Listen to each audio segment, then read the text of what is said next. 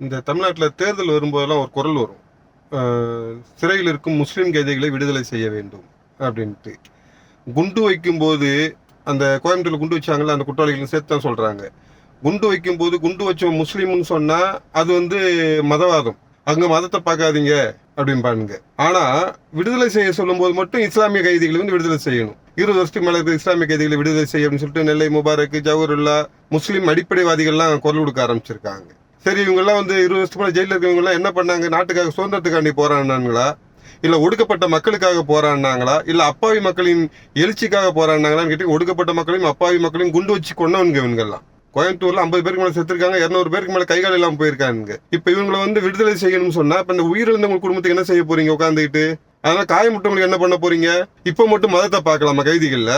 அப்ப கிறிஸ்தவ கைதிகளை விடுதலை செய்ய வேணாம், இந்து கைதிகளை விடுதலை செய்ய வேணாம். அவங்க மட்டும் பாவப்பட்ட ஜென்மங்கள். முஸ்லீமா பிறந்தா மட்டும் தான் விடுதலை பண்ணணும். இங்க நம்ம நாட்டுக்கு தியாகம் பண்ணிட்டு போன மாதிரி அவனுக்கு விடுதலை செய்ய அதுக்கு 4 பேர் சப்போர்ட் வேற உட்காந்து இதை கேட்டு நம்ம கேட்பானுங்க. பேசாம இவங்களை விடுதலை செய்ய சொல்றதுக்கு பதிலா இந்த முஸ்லீம் அமைப்புகள் என்ன செய்யலாம்னா, குண்டு வச்சா முஸ்லீம்களை கைது செய்யக்கூடாது, கொள்ளையடிச்சா முஸ்லீம்களை கைது செய்யக்கூடாது, கள்ளக்கடத்தல் பண்ணா கைதிகளை கைது செய்யக்கூடாது அப்படின்னு ஒரு சிறப்பு சட்டம் இயற்ற சொல்லலாம்.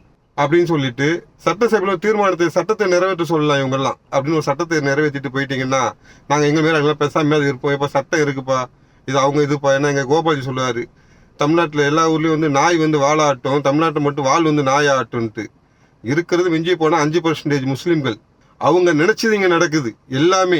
அதாவது என்ன சொல்றேன்னா, பேசாம இந்த தமிழக இவங்க எல்லாம் சேர்ந்த முஸ்லீம் கூட்டமைப்பு எல்லாம் இன்னும் ஜனநாயக கூட்டமைப்பு வேற. முஸ்லீம்கள் வைக்கிறது புறம் பாம்பு காப்பாற்ற சொல்றப்புறம் பாம்பு வச்ச குற்றவாளிகளை அவங்க ஜனநாயக முஸ்லீம் போய் இது பண்ணுது கூட்டமைப்போம்.